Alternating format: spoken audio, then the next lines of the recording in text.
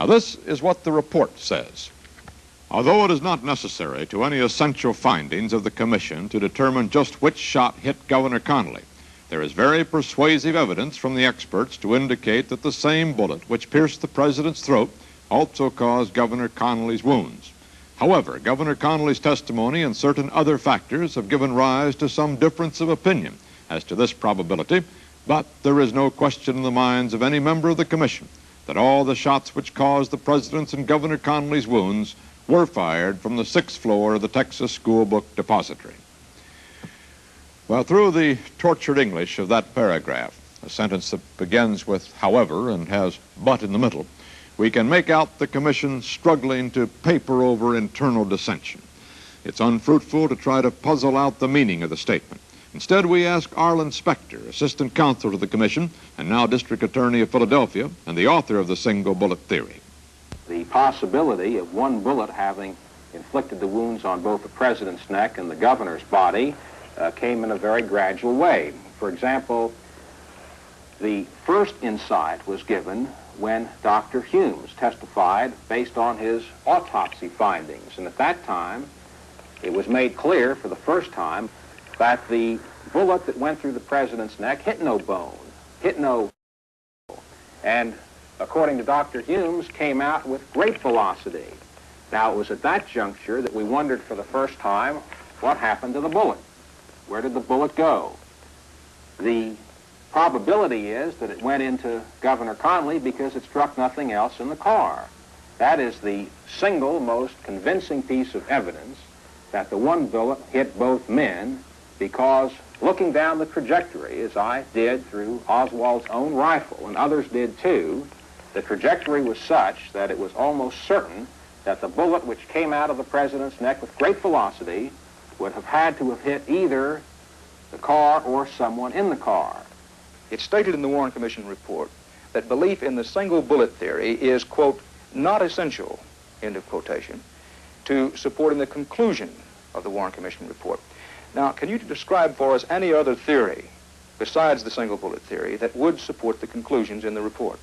The commission concluded that it was probable that one bullet inflicted the wound on the president's neck and all of the wounds on Governor Connally. But you could have three separate bullets striking under the sequence as we know them. For example, the president could have been struck at frame 186 of the Zapruder film, which is a number given to the Zapruder film. Then Governor Connally could have been struck some 42 frames later, which would be a little over 2 1/4 seconds at about frame 228 or 229. And then the third shot could have hit President Kennedy's head at frame 313, which was pretty clearly established. So that it is not indispensable to have the single bullet conclusion in order to come to the basic finding that Oswald was the sole assassin. The commission's dilemma lay in the fact that it had to choose between two unpalatable alternatives in order to make its case stand up. Having decided that 3 shots were fired and having 3 sets of wounds to explain, the commission could only find either that all 3 shots hit their marks or that one of the 3 bullets hit 2 men. But if all 3 shots hit, then one of them would have had to pass through the president's neck, emerge at 1,800 feet per second, headed on a downward path toward the midst of the presidential car and the 6 people in it, and vanish in midair, hitting nothing and leaving no mark. Well, this was more than the commission could stomach.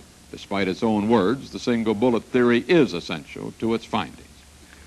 The bullet was found after it rolled off a stretcher at Parkland Hospital during the tumult that followed the arrival of the 2 wounded men.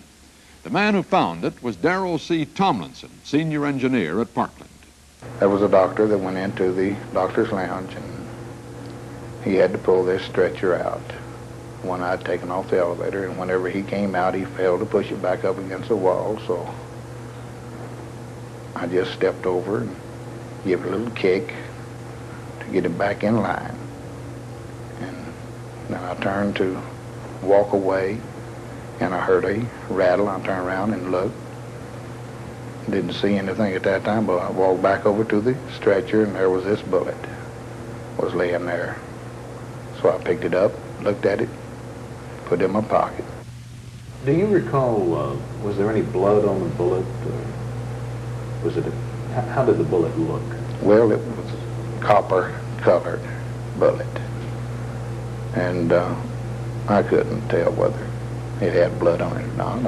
I really didn't look for it. It was a spent shell. Yes. Well, now, as you think back, is there any doubt in your mind today that the stretcher on which you found that bullet was the stretcher that came off of the elevator? Well, I know that. That I know. I just don't know who was on that stretcher. But the stretcher was on the elevator. Right. And this was the elevator that Governor Connolly would have taken or would have been placed on to go to the operating room, is that right? Yes, sir. That's the one he went up on. Critics have claimed that, in fact, the bullet came from the president's stretcher, which would rule out the single bullet theory. But the president's stretcher was never in that elevator, and consequently, Mr. Tomlinson's recollection disposes of that particular dispute. It does not dispose of another claim, however, the claim that the bullet was planted on the governor's stretcher as a plot to link Oswald to the assassination. Now, that claim can never be disproved. The bullet is almost intact, only a little cone of lead missing from the rear end.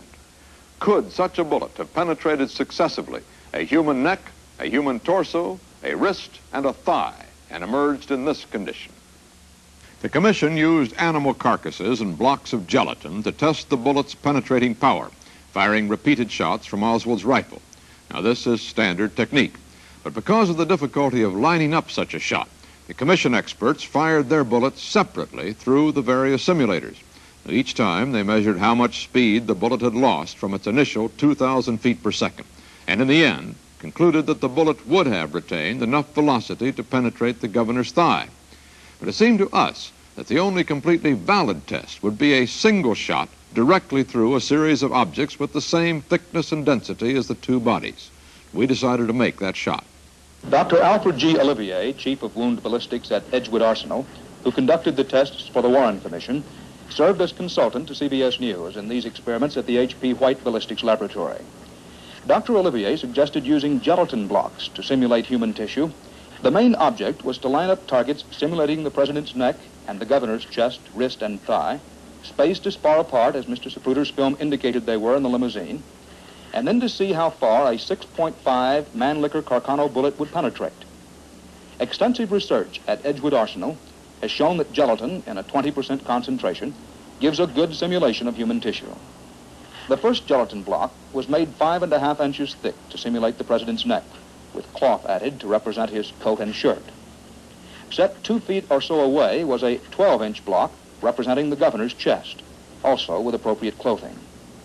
This high-speed sequence, taken at 22,000 frames a second, shows the chest and how the bullet, slightly unstable after passing through neck simulation, begins to turn off course as it tears through the gelatin, exiting in an attitude pointing down. The wrist block was 2.5 inches thick, inset with masonite to represent bone. Beyond was a fourth gelatin target, representing the governor's thigh. Dr. Olivier told reporter Walter Lister about the tests.